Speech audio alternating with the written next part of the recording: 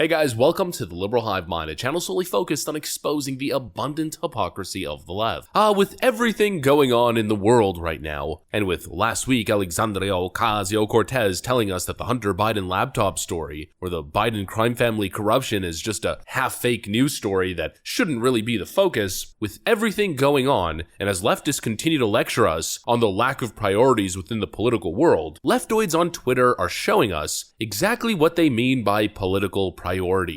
As China is blatantly disrespecting American and Canadian airspace, taunting Joe Biden on the world stage, as it seems we're on the brink of World War III, and now we're seeing train derailments across the nation, leftoids are focused on a picture of Kari Lake. Yep, you got it. Those are definitely the people who got their priorities straight. These absolute clowns are throwing a hissy fit on Twitter because Kari Lake frankly did the right thing and refused to stand during the quote Black National Anthem. In other words, not a national anthem. And so we gotta talk about this fake outrage. We gotta debunk this nonsense. And of course, absolutely obliterate the leftist narrative. We got some stuff to get into, so let's roll the tape. Alright folks, take a look at this from Fox News. Photo goes viral of Kari Lake refusing to stand during Black National Anthem for Super Bowl. A photo of former Arizona Republican gubernatorial candidate Kari Lake attending the Super Bowl has gone viral, but for reasons you might not expect. The former news anchor turned GOP firebrand was seen sitting during the controversial playing of the Black National Anthem ahead of the game, which took place on Sunday at the State Farm Stadium in Glendale, Arizona. And here's the viral photo, which is seemingly causing leftoid brains to explode. The leftoid dimwits are chiming in on Twitter.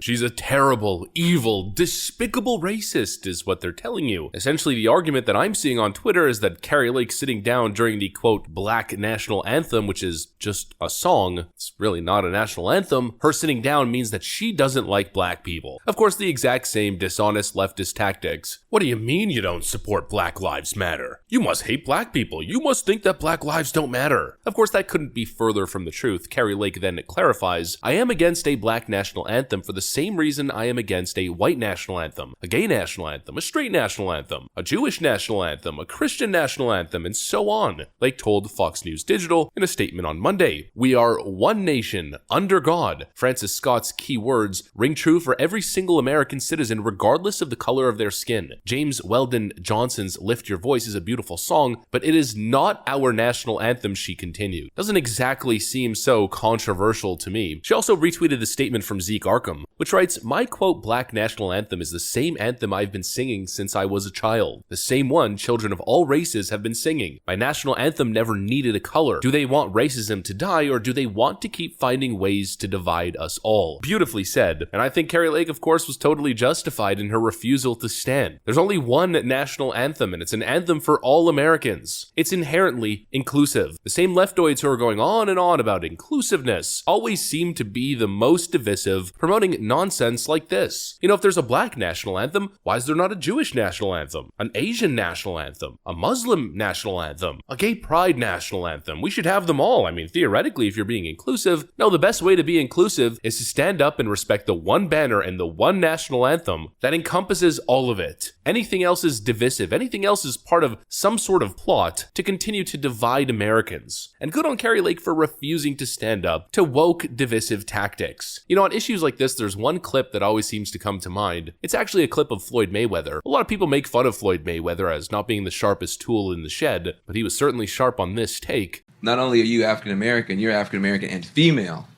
in a town where those are tough cards to draw.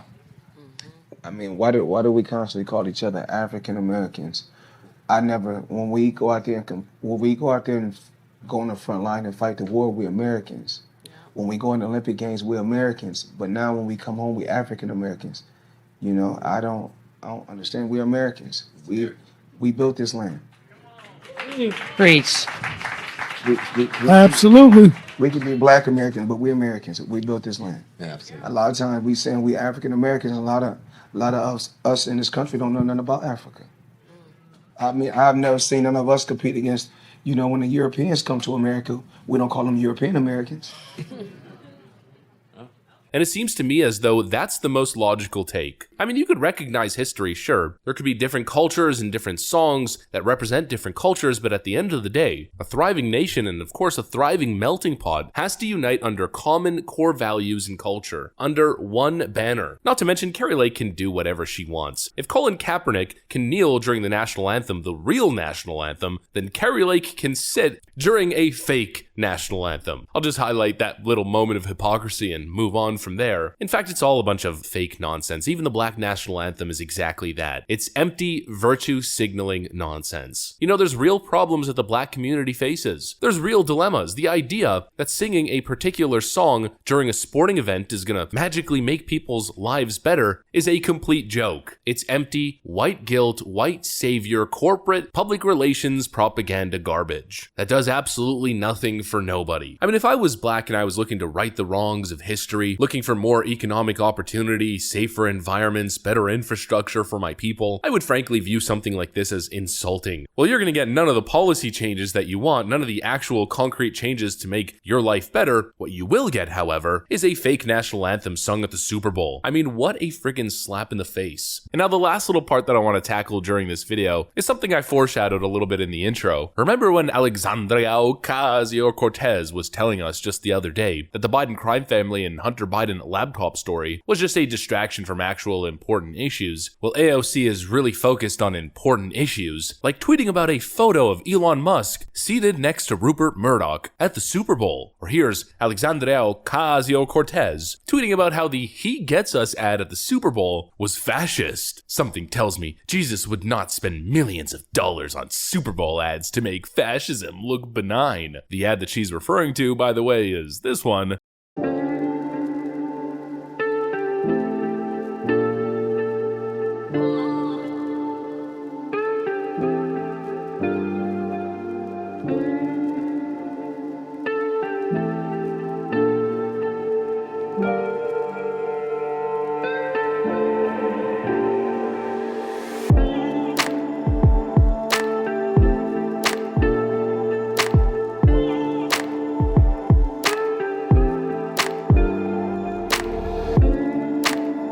You heard it here first, folks. Alexandria Ocasio-Cortez tells us an ad telling people to come together and to love rather than hate is fascism. These leftoids are out of control. They're absolutely unbelievable. But I guess at least it's good entertainment. That's what I got for you guys. Thanks for watching, and I'll see you on the next one.